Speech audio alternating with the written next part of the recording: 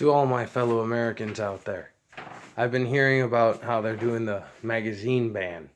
And it already went through the House. It's got to go to the Senate. Um, I hate to break it to you, it's not gonna stop here. It's not. I mean, I even remember, and I'm 27 right now. I remember back when before I was 10, and even a little after, videos of them trying to ban hunting rifles and handguns. It's not going to stop there. Look at California. It's almost impossible to get a gun there. New York City as well. Detroit. So, Chicago. It's going to get bad. And what's even worse, funny but sad, is that if you look at a lot of these states and their crime goes up, they don't talk about that gun control in there anymore. But they always like to bring up all their countries. It's always other countries. It's deflect.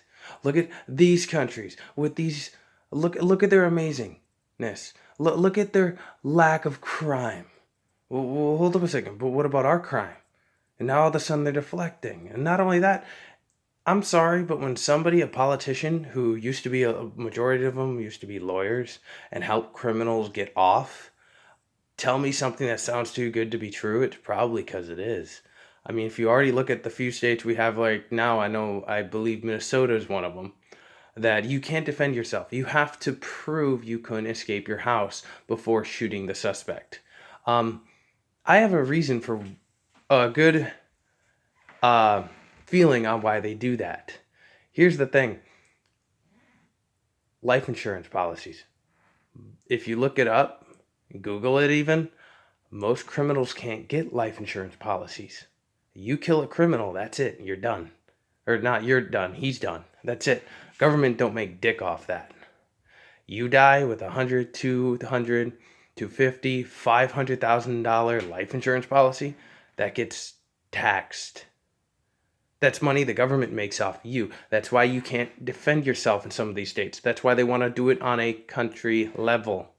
You can't defend yourself. You die. Government makes money. Same with your kids. If you have some of your kids on some sort of life insurance policy, that's why they don't mind these school shootings. Because if they did, and they claim our kids are the most important things on this planet, but yet they have armed security guards and our kids don't. Almost like they're telling you that they're more important than our kids because they can pass laws that would be at some points unconstitutional, but yet they don't want to save our kids. They don't want to have armed security guards out. Because it's funny how you look at police stations or military outposts or areas or even government sites, FBI, CIA.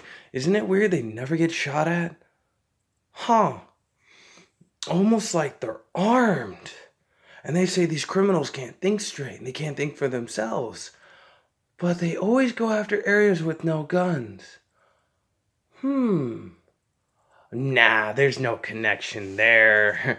That would imply that these criminals like to get as many kill counts as possible, but they do it in the most gun-free zones. Huh. Weird. Who knows?